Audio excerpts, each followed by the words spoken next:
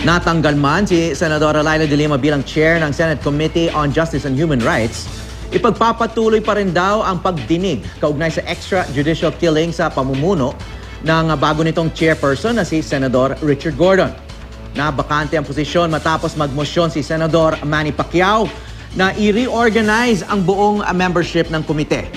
Anya, maraming nilabag na panuntunan sa Senado si de Lima at dahil walang may gustong magmosyon, siya na lang ang nagkusa. Si Senate Majority Leader Tito Soto naman ang nagnomina kay Gordon at dahil walang kumontra, siya na ang hinirang na chairperson ng komite. Dinipensahan naman ni Senate President Coco Pimentel ang naging desisyon ng mayorya na tanggalin si de Lima. Aniya, dapat walang kinikilingan ang report na ilalabas ng komite matapos ang investigasyon nito. Tutol naman dito ang mga kaalyado ni de Lima. Paniwala ni Senador Franklin Drilon, walang basihan para patalsikin si de Lima.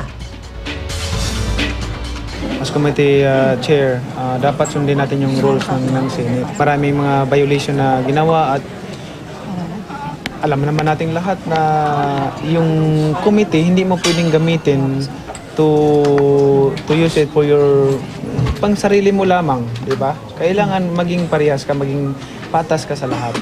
We wanted the majority in the Senate believed that by reorganizing we would have a more objective chairman.